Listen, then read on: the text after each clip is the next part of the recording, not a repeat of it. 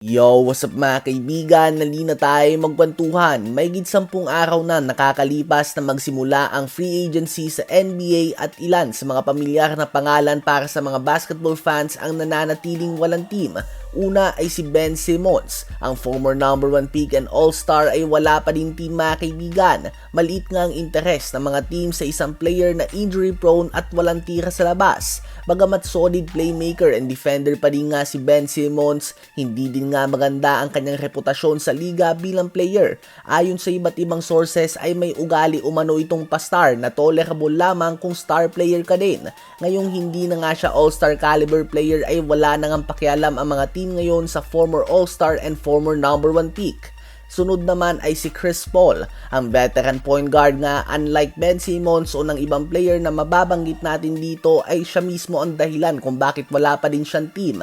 Madami nga ang team na interesado sa kanya. Nagkataon lang na ayaw niya namang galing sa bench. The moment natanggapin niya ang bench role ay napakadaming teams nga ang interesado sa kanya. Kung ang gusto niya ay ang manatiling parte ng starting 5 ay Milwaukee Bucks nga ang team na handang magbigay sa kanya ng pagkakataon na ito. Problema nga lang ay nagdadalawang isip dito si Chris Paul dahil masyado itong malayo sa LA kung saan nakatira ang kanyang pamilya ngayon. So siya din mismo ang dahilan kung bakit wala pa din siyang team ngayon. Ayon nga kay Chris Paul ay mahal niya ang basketball subalit mas mahal niya ang kanyang pamilya.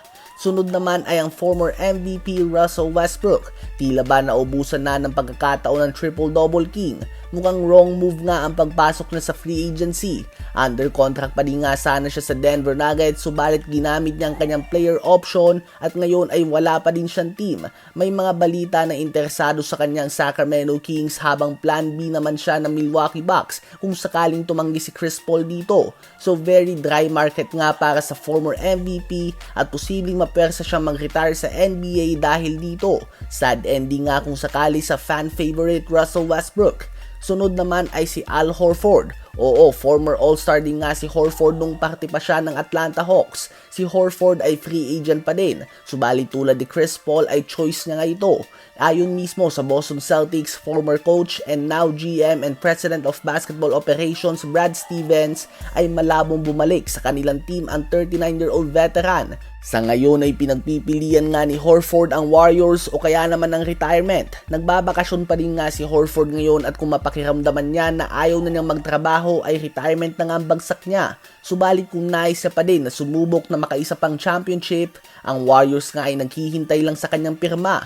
Andyan din si Damian Lillard na tulad ni Chris Paul at Al Horford ay hinihintay lang ng mga team sa pumirma. Subalit hindi nga nagmamadali si Dame Time dahil sumasahod pa din nga siya ng mahigit 22 million per year unlike na mga player na nabanggit natin at nagpapagaling pa din nga siya sa kanyang Achilles injury. May iba din tulad nila John Wall, DeMarcus Cousins at Isaiah Thomas na naghihintay lang ng pagkakataon na makapaglaro sa NBA ulit. Subalit malabo nga na makagawa sila ng NBA comeback. Talent-wise ay kaya pa din nila. Subalit sa attitude din nga nagkaproblema ang mga team kay John Wall at DeMarcus Cousins na magkakampi din noon sa kolehiyo. Habang si Isaiah Thomas naman ay liability lang talaga sa depensa. Sa opensa nga ay okay naman siya. Ano ba ang masasabi niyo tungkol dito?